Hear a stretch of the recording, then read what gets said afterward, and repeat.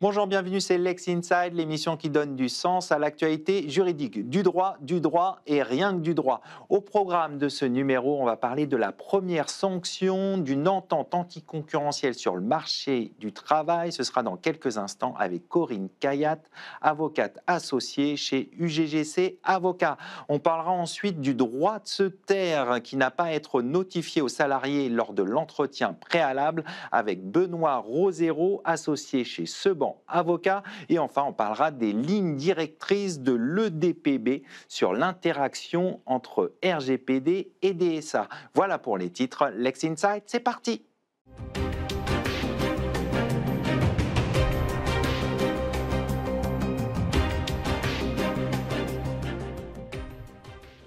Première sanction d'une entente anticoncurrentielle sur le marché du travail. On en parle tout de suite avec mon invité, Corinne Kayat, avocate associée chez UGGC Associés. Corinne Kayat, bonjour. Bonjour. Alors, c'est une première. La Commission européenne sanctionne une entente anticoncurrentielle sur le marché du travail. On va en parler en détail. Tout d'abord, quelles pratiques la Commission européenne sanctionne-t-elle ?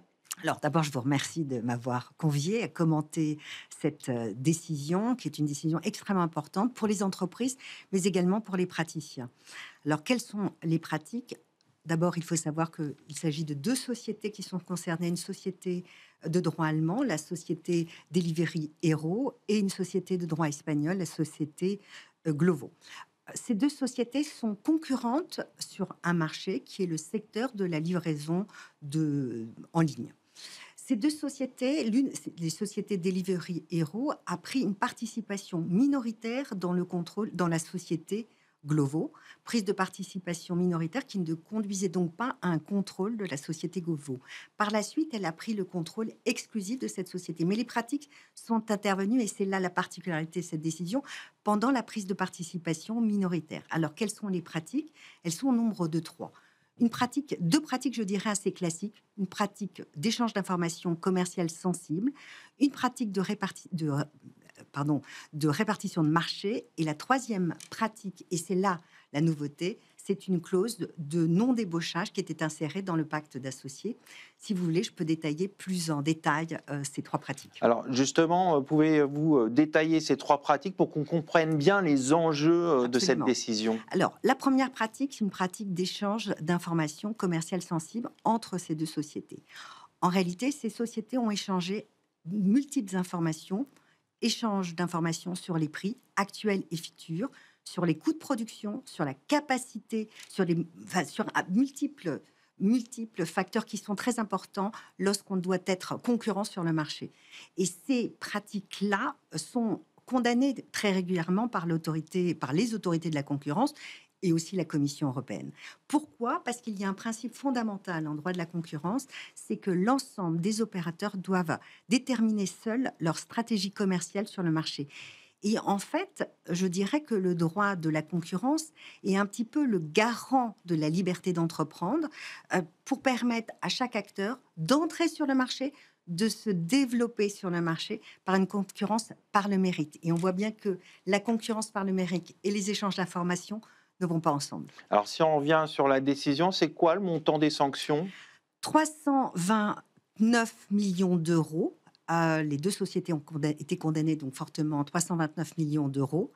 Il y a eu les parties ont reconnu leurs responsabilités et ont transigé avec la Commission européenne, ce qui a conduit à une diminution de la sanction de 10% conformément au communiqué de transaction de 2008. Alors on va revenir sur un point qui me semble important, c'est la participation minoritaire utilisée de manière anticoncurrentielle. Concrètement, pouvez-vous expliquer l'utilisation anticoncurrentielle d'une participation minoritaire qui est détenue dans une entreprise concurrente ? Alors, c'est la première décision, et c'est ça qui est important. C'est la première fois que la Commission européenne s'intéresse à l'utilisation anticoncurrentielle d'une participation minoritaire. Alors, comment concrètement elle a eu lieu ? Comme je vous l'ai dit, en fait, c'est une prise de participation minoritaire, donc sans contrôle. À l'occasion de cette prise de participation minoritaire, les entreprises, comme je vous l'ai dit également, ont classiquement conclu un pacte d'associés. Dans ce pacte d'associés, il était d'ores et déjà décidé de ne pas se faire concurrence sur le marché du travail. On va y revenir après, si vous le voulez. Et en fait, il y avait donc cette participation minoritaire, plus celui qui a cette participation minoritaire avait un droit à avoir un membre au conseil d'administration de la société Glovo. Prise de participation, donc ce membre, plus de participer aux décisions des assemblées générales. Et en fait, ils ont utilisé cette prise de participation minoritaire pour échanger de nombreuses informations qui sont stratégiques pour les entreprises. Et donc, en fait, elles ne se faisaient plus concurrence sur le marché. Et c'est en cela que cette prise de participation minoritaire a été utilisée à des fins anticoncurrentielles. Alors, on va revenir sur cette absence de concurrence sur le marché du travail, sur les fameux accords de non-débauchage. Est-ce que ça veut dire qu'au travers de cette décision, ils sont dans le viseur des autorités? Alors, c'est évident que maintenant qu'on a une décision de la Commission européenne sur les clauses de non-débauchage, ces clauses sont dans le viseur. Mais ça ne veut pas dire pour autant que ces clauses sont interdites systématiquement. C'est ça qui est important. Là, elles ont été interdites. Pourquoi? Elles ont été interdites parce que, en fait, ces clauses de non-débauchage, là, en l'occurrence, réciproques, qui ont été décidées dès la prise de participation, puisqu'elles étaient dans le pacte d'associés, mais en plus, elles ont été tendues progressivement à l'ensemble du personnel sur le territoire de l'UE. Et il n'y avait pas de durée. Donc, en fait, on a vraiment une clause qui est très générale et qui concernait, en fait, in fine, tous les employés de la société, des sociétés concernées. Et c'est ça qui a fait que la Commission européenne a décidé de sanctionner cette pratique. J'insisterai aussi, mais c'est très important de comprendre aussi, c'est qu'en fait, pourquoi elle a été sanctionnée? Elle a été sanctionnée parce qu'il est important pour les entreprises. Les entreprises, évidemment, il y a des talents. Et on veut protéger ces talents, ce qui est normal. Bien sûr. Il y a des mécanismes parfaitement licites. Alors déjà, le mécanisme classique, c'est qu'effectivement, d'améliorer les conditions de travail, d'améliorer la rémunération, de prévoir également des clauses de non-concurrence qui sont là aussi parfaitement licites si elles sont limitées géographiquement et si elles permettent, si elles sont rémunérées. Là, on avait une clause de non-agrément général.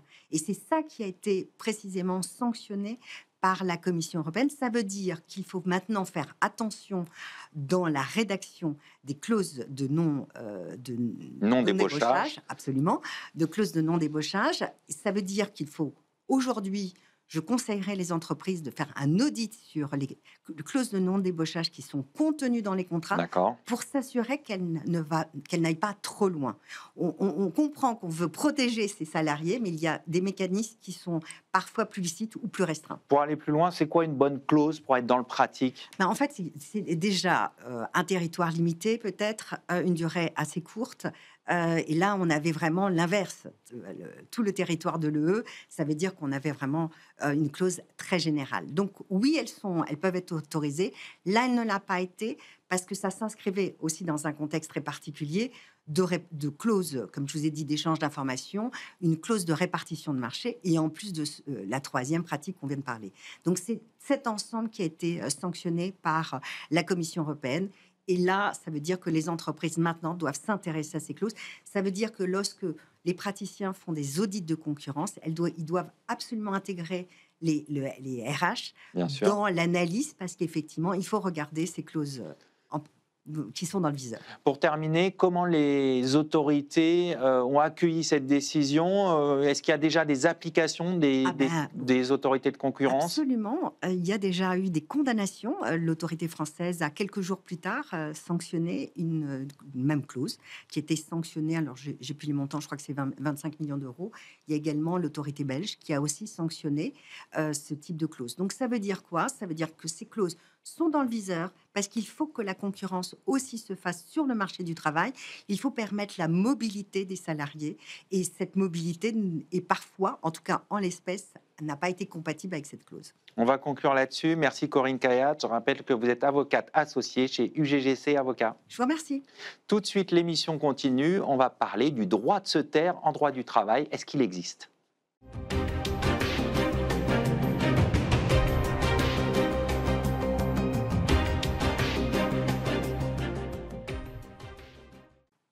Le droit de se taire n'a pas à être notifié aux salariés lors de l'entretien préalable à un licenciement ou à une sanction disciplinaire. C'est le résultat d'une décision du Conseil constitutionnel. On en parle tout de suite avec mon invité, Benoît Rosero, associé chez Seban Avocat. Benoît Rosero, bonjour. Bonjour Arnaud. Avant de revenir sur la décision du Conseil constitutionnel, on va faire le point sur le droit de se taire. Alors, qu'en est-il du droit de se taire? Est-ce qu'il est consacré dans des branches du droit? Faites-nous un peu le point sur le droit de se taire, s'il vous plaît. Alors, en effet, le droit de se taire, il est acquis et reconnu sur des matières, notamment le droit pénal, et spécifiquement ce droit pénal. Et il a commencé à s'étendre sur d'autres domaines du droit, et la fonction publique, le droit des données, et là, on vient d'avoir un stop en disant ça ne va pas s'étendre jusqu'au droit du travail. Alors, en effet, en droit pénal, le sujet est acquis. Alors, ça repose sur la Déclaration des droits de l'homme de 1789. Ça repose également sur la Convention européenne des droits de l'homme. Alors, tout ça paraît ancien, mais finalement, ce droit de se taire, il n'arrête pas d'être consacré avec des évolutions législatives sur les années 2010 encore. C'est l'une des matières qui donne le plus de travail en matière de QPC. C'est l'un des sujets apparemment qui vient régulièrement devant le Conseil constitutionnel. Et donc ce droit de se taire qui est consacré en droit pénal n'a cesse aussi d'évoluer sur toutes les étapes, on va dire, du procès pénal, avec une évolution notamment sur l'article 63-1 du Code pénal qui a été consacré par une loi récente de 2011 encore. Et donc sur les différentes étapes, dans le cadre de la garde à vue, vous êtes entendu, vous avez le droit de vous taire. Alors quand on parle du droit de se taire, c'est surtout le droit où on vous précise que vous avez le droit de vous taire. C'est-à-dire que si vous parlez, on ne peut pas obtenir une nullité des actes dits, mais on doit vous informer de ce droit au silence. Donc s'il est aujourd'hui acquis après une lutte quand même assez importante en matière de droit pénal, on a eu cette extension qui est apparue de manière un peu plus récente pour la fonction publique, c'est-à-dire pour tous les fonctionnaires qui se retrouvent devant leur autorité publique dans une procédure de sanction qui peut amener à entraîner la fin de leur statut. Vous avez ce droit qui a été reconnu, et là, de manière très récente, avec une première QPC qui a eu lieu le 8 décembre 2023 et qui a été consacrée par le tribunal administratif, la Cour administrative de Paris, récemment le 2 avril 2024 pour être précis, et le Conseil d'État en décembre 2024. Donc en effet, c'est une consécration assez récente. Voilà, qui est tout à fait récente dans ce domaine-là et qui sort du spectre du droit pénal avec ce droit très spécifique, avec des droits de la défense très spécifiques. Et là, il y a un premier pas qui a été passé pour les fonctionnaires dans le cadre de leur relation de travail. Comment vous expliquez cette différence entre le droit de la fonction publique et le droit du travail? Alors, cette différence, on était en mode interrogatif, on attendait le positionnement du Conseil constitutionnel sur les QPC pour savoir qu'en est-il des salariés. Si finalement un agent ou un fonctionnaire a le droit à ce silence, il doit lui être notifié avant toute sanction pour une perte d'emploi. Se disait que ça pouvait, dans ce champ d'extension, arriver aux salariés. Et là, le Conseil constitutionnel dit non, il n'y a pas ce droit-là qui doit être consacré pour les salariés. Et la motivation qui a été donnée par le Conseil constitutionnel, c'est dire que c'est l'autorité qui va prendre cette décision. Vous avez d'un côté une autorité publique qu'elle rapproche avec une action d'un ministère public et donc un fonctionnaire dépendant d'une autorité publique et de ce pouvoir-là, on va dire qu'il va avoir le droit aux mêmes protections, qu'elle ne souhaite pas étendre à un salarié avec, on va dire, des particuliers de droit privé, des sociétés, des employeurs qui, elles, sont gérés par le Code du travail et qui n'ont pas la même autorité de puissance publique qu'un fonctionnaire. Pour vous, c'est ce qui justifie cette différence de traitement, entre guillemets, entre les agents publics et les salariés ? Oui, c'est ce que, du moins, apparaît dans la décision du Conseil constitutionnel de distinguer ces situations et de dire, au-delà de l'autorité de la personne qui prend cette décision, le deuxième aspect est aussi dire, et la plus critiquable, que ce n'est pas une sanction, une punition au sens constitutionnel du terme. Là, peut-être un peu plus critique, parce qu'entre la perte d'un emploi d'un salarié ou la perte du statut et d'un emploi pour un fonctionnaire, la différence, elle est quand même assez proche et va un petit peu à l'encontre de cette vague de courant de rapprocher un peu le statut des fonctionnaires avec celui des des salariés et des agents contractuels qui deviennent de plus en plus proches. Il y a toujours des spécificités. Là, c'en est une qui est consacrée, et de dire qu'un salarié, et surtout un employeur, n'a pas les mêmes contraintes en termes de procédure, et la décision qui est prise n'est pas du même niveau et de la même importance que pour un salarié. Si on revient sur la décision, qu'est-ce qu'elle dit précisément pour bien expliquer les contours de la décision ? Alors, la décision, elle, considère donc que cette sanction, que le licenciement ou la sanction, parce qu'on parle dans le cadre de l'entretien préalable, c'est-à-dire le salarié, il est convoqué, le but c'est de recueillir ses explications, et à l'aune de ces précisions et ces explications, l'employeur se décide s'il sanctionne, s'il licencie. Elle va estimer que là, dans ce pouvoir de direction de l'employeur, la sanction qui est prise n'est pas une punition protégée de la même manière et au même niveau que celle d'une autorité, d'une puissance publique. Et donc ça, c'est ces deux critères. Qui prend la décision ? Puissance publique, d'un autre côté, un employeur. Donc ce ne sont pas les mêmes critères. La sanction qui est prise n'est pas considérée comme une punition, ce que je viens de dire. Et donc c'est vraiment sur ces éléments-là. Et donc le Conseil en déduit qu'il n'y a pas d'obligation de notifier le droit de se taire. Exactement. C'est vraiment un faisceau d'indices, il applique... Alors, au-delà du faisceau d'indices, là, on est vraiment sur une situation structurelle. Un employeur de droit privé n'est pas une puissance publique, donc ce droit ne s'applique pas, et les sanctions que peut prendre un employeur ne peuvent pas être considérées comme une punition protégée. Donc, c'est-à-dire que ça met un stop à cette ouverture, ou du moins sur ces arrêts de QPC, au-delà d'un faisceau d'indices, un employeur de droit privé et un salarié soumis au Code du travail, il n'y a pas cette obligation ou ce bénéfice, si on se place du côté du salarié, de pouvoir notifier le droit de se taire. Si on se met maintenant dans la peau d'un salarié qui va passer un entretien préalable, dans ce contexte de cette décision, est-ce que ça veut dire que le salarié doit répondre à toutes les questions ? Alors, en effet, on peut s'interroger à juste titre sur l'impact du fait de droit de se taire. Et là, ce que je trouve intéressant, c'est qu'il faut placer ce corollaire au fait que si le salarié n'a pas à se voir notifier le droit de se taire, moi, je le mets en parallèle avec toute cette évolution très récente de la jurisprudence depuis 2022 sur la liberté d'expression du salarié. Et je trouve que ce n'est pas un hasard si cette décision de la QPC, pour les raisons qu'on vient d'évoquer sur la puissance publique, il y a cette distinction-là pour le salarié. Le salarié, déjà, il n'est pas obligé d'aller à un entretien préalable. On l'oublie, il est convoqué.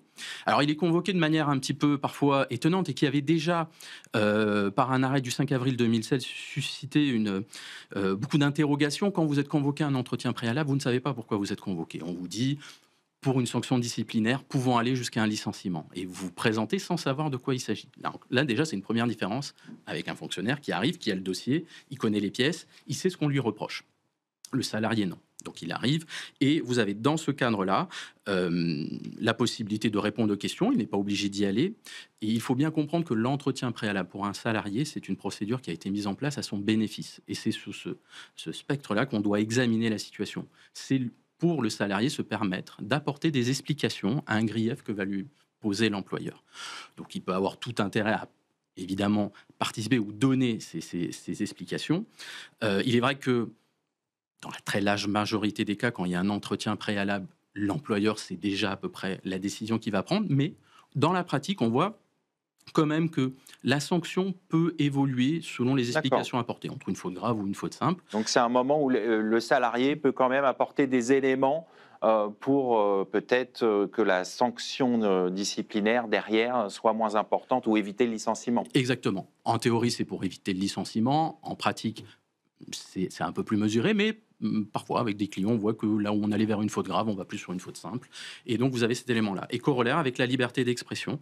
C'est-à-dire que si le salarié va exprimer des mécontentements ou des critiques, on va estimer que ça ne peut pas lui être reproché dans la lettre de licenciement. Donc, je trouve que c'est ce corollaire-là qui est intéressant aussi, qui est une protection finalement pour le salarié. On va conclure là-dessus. Merci Benoît Rosero. Je rappelle que vous êtes associé au sein du cabinet Seban Avocat. Merci beaucoup. Tout de suite, l'émission continue. On va parler des lignes directrices de l'EDPB, entre l'articulation entre DSA et RGPD.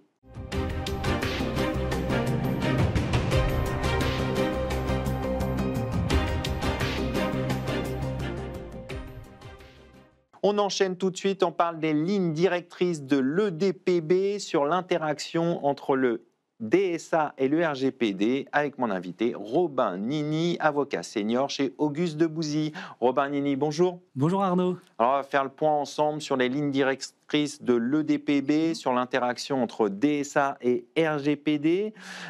Tout d'abord, les régulations numériques se multiplient en Europe, RGPD, DSA, DMA. Et avant d'entrer dans le détail de ces lignes directrices, vous pouvez nous expliquer un peu comment les institutions européennes essayent de coordonner ces différents textes, de les harmoniser? Écoutez, déjà, merci beaucoup de me recevoir. Effectivement, c'est un sujet intéressant parce que sur les dernières années, il y a eu un vrai plan numérique au sein de l'Union européenne avec une multiplication de différentes régulations qui n'ont pas nécessairement le même objet, mais qui peuvent parfois s'entrechoquer, si on peut dire. Et pour les harmoniser entre elles, il y a deux manières de faire. Il y a d'une part ces lignes directrices qui sont de la soft law, finalement, d'interprétation de ces textes. Alors après, il y a une chose sur ces lignes directrices, celles-ci particulières, c'est qu'elles ont été rédigées par l'EDPB, donc le Comité européen de protection des données, qui est spécialisé, expert sur les questions de la protection des données, donc qui va venir interpréter le DSA à la lumière du RGPD.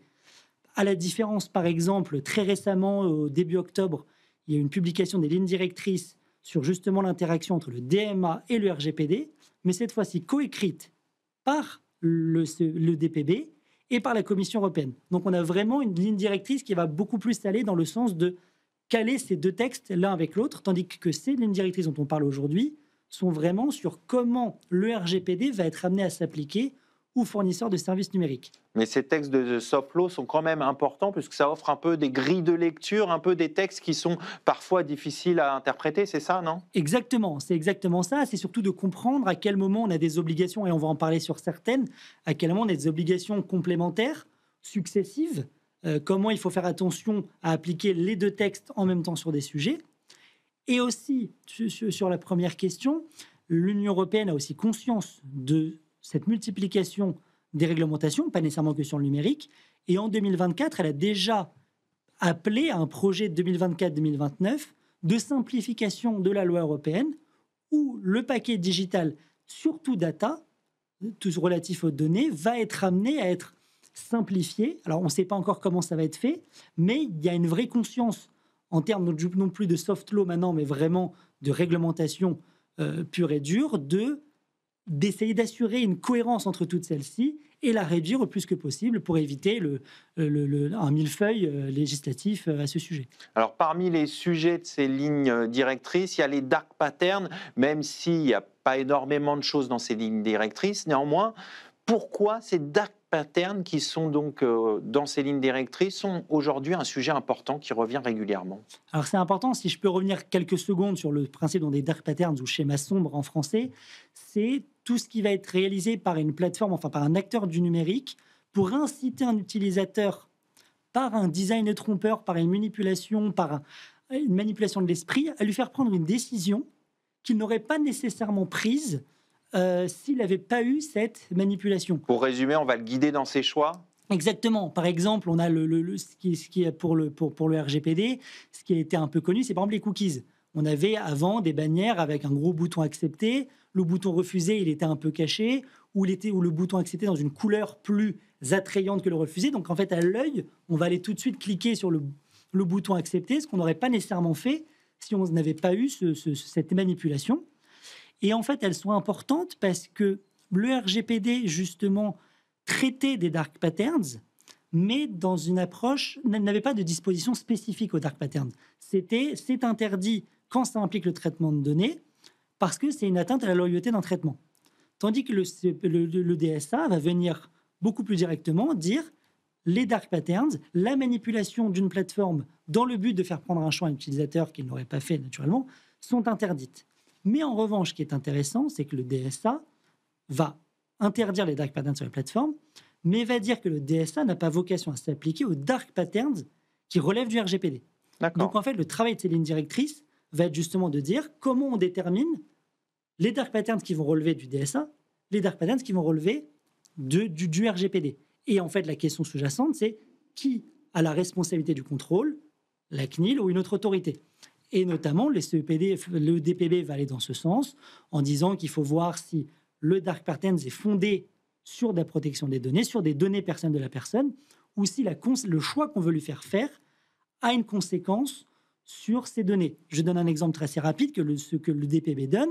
C'est si, par exemple, je vous mets une page pop-up qui s'ouvre et qui va dire « Achetez tout de suite ce produit, il n'en reste plus que 10 en stock », ne relève du DSA, tandis qu'un même pop-up qui vous dira « Attention, il en reste 10 en stock, mettez votre adresse email pour avoir le lien d'accès à la vente », va être en fait l'objectif va être de récupérer l'adresse email pour alimenter une base de prospection, et bien là, ça va rentrer dans le cadre du RGPD. Alors, autre sujet important dans ces lignes directrices, la publicité ciblée et le profilage.